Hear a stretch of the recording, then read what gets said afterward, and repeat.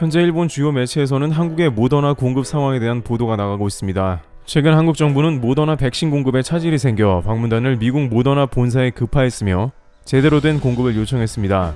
그러나 일본 복수의 매체는 결국 빈손으로 돌아왔다면서 제대로 된 게 없다고 보도하고 있습니다. 모더나에서 연간 물량에 대해서만 얘기했고 구체적으로 어느 시점에 물량이 나오는지에 대해 한국은 아무런 확답도 받지 못했다는 것입니다. 또한 한국 삼성 바이오로직스에서 다음 달부터 모더나가 양산되는데 그럼 이 물량이라도 한국에서 받을 수 있냐는 것에 대해서도 모더나는 제대로 확답을 안 줬다는 것입니다.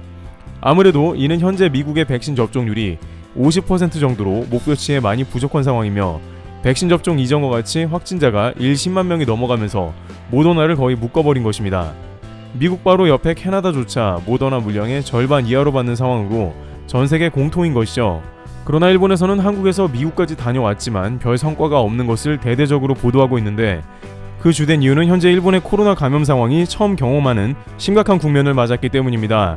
따라서 일본 매체는 K-방역을 자랑하는 한국도 제대로 안 되고 있다고 비교하는 것입니다. 한국도 뭔가 코로나 사태가 심각하다는 기사를 내면서 양국이 다를 게 없다는 취지인데요. 그러나 일본의 확진자 규모는 군대로 치면 매일 1개 사단 정도의 인원이 감염되고 있는 실정입니다. 그것도 코로나 경증 같은 경우에는 대부분 검사도 하지 않는 데다가 확진율도 매우 높습니다. 하루 15,000명의 확진자가 나옴에도 검사 수는 10만 명에도 못 미쳐 확진율이 20%가 넘습니다. NHK에 따르면 현재 가장 심각한 문제는 중증 환자 병상이 아예 씨가 말랐다는 것입니다. 이번 달 47세의 한 일본 남성은 구급차에서 4시간 반 동안 있었으며 각종 병원을 빙빙 돌았지만 결국 입원 시이 없어 집에서 요양을 해야 하는 처지였다며 심각한 병실 부족 문제가 등장합니다. 병원에서는 이 남성이 체온이 41도까지 오르고 호흡 곤란이 있어 중증도 레벨 2로 체크했지만 결국엔 입원도 못 시키고 집으로 돌려보냈다는 것이고 이것이 현재 일본의 대부분 상황이라는 것입니다. 고작 대책이라고 나온 것이 확진자가 많이 나오는 도쿄 등에서 산소 스테이션을 만든다는 것입니다. 중증 환자를 직접 치료는 하지 못하더라도 산소만이라도 공급하자는 취지로 보입니다. 그러나 전문가들은 호흡 등의 약간의 도움은 될지 몰라도 제대로 약물 치료를 병행하지 않으면 아무런 효과도 없을 것이라 진단하면서 주먹구구식 일본 방역을 크게 비판하는 모습입니다. 이러한 상황이다 보니 일본 정부를 비롯한 메인 언론들은 느닷없는 한국 모더나 부족을 언급하는 것입니다.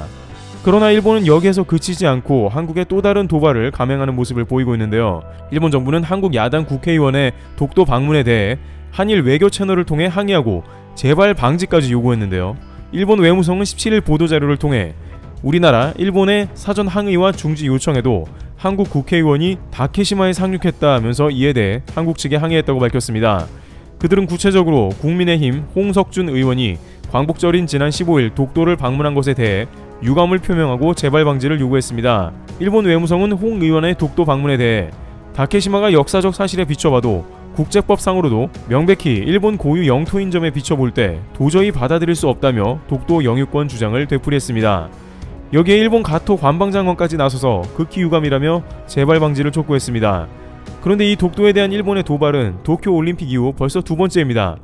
앞서 한국의 해수부가 독도 실시간 영상 서비스를 실시하자 일본은 당시에도 주한 일본 대사관을 통해서 독도는 역사적으로나 국제법상으로나 일본 영토라며 지금과 같이 똑같이 말하며 한국을 도발한 것입니다. 또한 이어서 일본의 혐한색은 최근 아프간 문제와도 연결해서 각종 보도가 나가고 있는데요. 일본 매체는 워싱턴 포스트 콘돌리자 라이스 전 국무부 장관의 기고문에서 한국 관련한 부분을 보도하고 있습니다. 조지 부시 행정부에서 국무부 장관을 지냈던 라이스 장관은 한국군만으로는 북한을 저지하지 못했을 것이라면서 미군이 한국에 머무르는 이유가 그것이며 그로 인해 한국이 보호받을 수 있었다는 것이죠. 또한 워싱턴 포스트는 앞서 폭스 뉴스 등을 진행해오고 역시 조지 부시 행정부에서 백악관 수석 보좌관을 지내온 마크 티센의 칼럼을 통해서 한국도 미국이 없으면 아프간과 같은 꼴이 난다는 글을 올렸습니다. 이 역시 일본에서 인용하며 보도를 했는데 문제는 이 가운데 드러나는 속내인데요. 일부 일본 매체는 한국이 친중정부가 드러나 점점 미국을 멀리하고 있는 모습이 나온다면서 이러한 태도에 미국은 한국에 의심을 품고 있고 자칫 주한 미군도 철수할 가능성이 있다는 것입니다. 그러면서 한국이 미국에 잘 붙어있어야 하는데 공산화되어가는 좌파 정부에도 큰 문제가 있으며 자칫 이러다가 중국, 북한, 러시아가 속해있는 레드팀으로 가면 일본도 골치가 아프다는 것입니다. 또한 한국이 앞으로 미국은 이제 아프간을 떠나고 대부분의 화력이나 외교력을 중국 견제를 위해 쓸 것인데 앞으로 한국이 알아서 미국에 잘 협조를 해야지 지금처럼 애매한 태도는 곤란하다는 것입니다. 일부 극우 매체에서는 한국이 미중 사이를 왔다 갔다 박쥐 외교를 한다며 자주 비판해왔습니다. 결론적으로 한국은 미국 없이 사실상 안보에서 매우 별 볼 일이 없지 않냐는 논리를 펴는 것이죠. 한국이 스스로를 지키지 못하는데 미중 사이에 제대로 방향을 잡아야 한다고 경고하는 것입니다. 물론 미군이 한국에 주둔하기 때문에 북한을 비롯 주변국이 쉽게 도발하지 못하는 것은 사실입니다. 주한미군을 건드리는 것 자체가 미국에 대한 공격이니 건드리는 게 사실상 불가능합니다. 그러나 한국은 이제 자주국방을 강화하면서 미국 없이도 자체 방어가 가능한 국가에 다가갑니다. 한국에서 진행하고 있는 각종 국방사업의 성과는 주변국이 절대 쉽게 공격할 수 없을 정도입니다.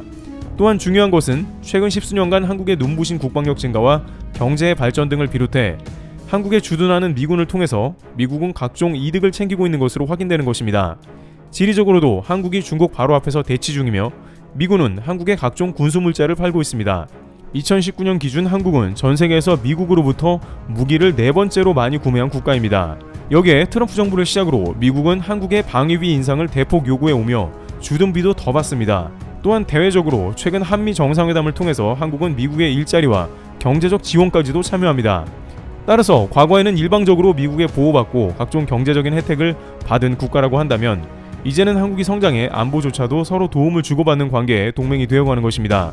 점점 갈수록 미국이 기여하는 측면보다는 한국이 발전 속도가 빨라 더 미국에 주는 게 많다는 것이죠. 일본은 물론이고 미국에서조차 계속 이러한 상황이 논란이 되자 미 백악관 안보보좌관 제이크 설리번은 주한미군 철수는 없다고 잘라 말했습니다. 그는 한국과 아프간은 차원이 다르다고 했습니다. 일본 언론을 비롯해 한간에 제기되는 이제 미국이 서서히 동맹들에게서 떠나가는 게 아니냐는 의문에 대해 설리번 보좌관은 바이든 대통령은 항상 한국에서 전혀 군을 철수할 의사가 없다고 말했다라면서 한국과 동맹이 굳건함을 피력했습니다. 바이든 대통령은 주한미군 감축 가능성을 흘리며 한국의 방위비 분담금 증액을 압박한 도널드 트럼프 전 대통령을 향해 대선 후보 시절부터 동맹 갈치라고 비난할 정도로 한국과 동맹을 중시하는 태도를 보였습니다. 트럼프 전 대통령은 작년 7월 독일의 방위비 분담에 불만을 표시하며 주독 미군 3분의 1가량을 감축하겠다고 밝혔지만 지난 4월 바이든 행정부는 이를 백지화하고 오히려 이전보다 500명을 지원한다고 발표하기도 했습니다. 한국도 이와 같은 맥락인 것입니다.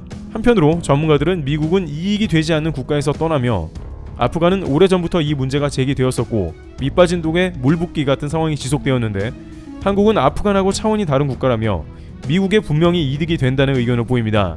게다가 바이든 대통령이 대국민 메시지를 통해 더 이상 미군의 희생이 없기를 바란다고 했지만 한국은 수십 년간 휴전 상태로 그 가운데 미군의 인명 희생조차 거의 없었다는 것도 차이점입니다. 일본은 해묵은 논리로 한국을 평가하는 미국의 구시대적 인물이 한 말을 인용하면서 한국을 폄하하려 했지만 백악관은 말도 안 된다며 즉각 강력 반발하는 모습이 나온 것입니다.